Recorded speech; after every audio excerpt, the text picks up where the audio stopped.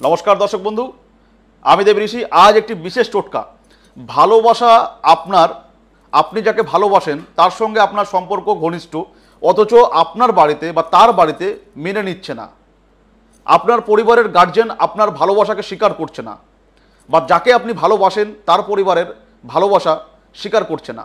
কিভাবে আপনাদের দুটি মন এক জায়গায় করবেন এবং সেটাকে পারিবারিকভাবে ভালোবাসার জায়গা থেকে বিবাহের জায়গা বন্ধন করবেন এবং গার্জেনের সহমত নিয়ে, এই জন্য আপনাকে বিশেষ টোটকাটি দেব।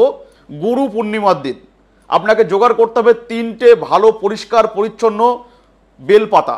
দেখবেন যেন কোনো ছেঁড়া ফাটা না থাকে। 3টে বেলপাতায় নিয়ে আপনি কাজলের কালি দ্বারা, আপনি যে আপনাকে মানছে না বা গার্জেন যে আপনার পবিত্র ভালোবাসাকে অসম্মান করছে বা আপনার ভালোবাসাকে নষ্ট করতে চাইছে গার্জেন, তো তাদের নাম আপনি কাজলের কালি দিয়ে 3টি বেলপাতায় লিখবেন। লেখার পর মধু দিয়ে, সামান্য একটু পরিমাণ মধু দিয়ে আপনি পাতাটাকে ভালো করে ভিজিয়ে নেবেন। এই পাতাটি ভিজিয়ে নেওয়ার পরে আপনি যদি আপনার সেই গার্জেনের কোনো কাপড় বা কোনো বস্ত্রের সঙ্গে রাখতে পারেন, তবে আপনার ভালোবাসা আপনাকে মেনে নেবে এবং আপনার গার্জেনও আপনার ভালোবাসাকে সম্মান দেবে এবং স্বীকৃতি পাবে। তারপরে আপনার বিবাহটাও সম্পূর্ণ হবে। করুন এই টোটকা। গুরু পূর্ণিমার দিন গুরুর চরণে অবশ্যই বেলপাতাটিকে ঠেকিয়ে কাপড়ের মধ্যে রাখবেন, মাথায় রাখবেন।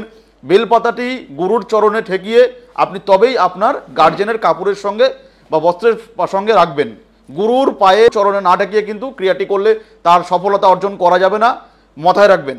নমস্কার, জয় মা।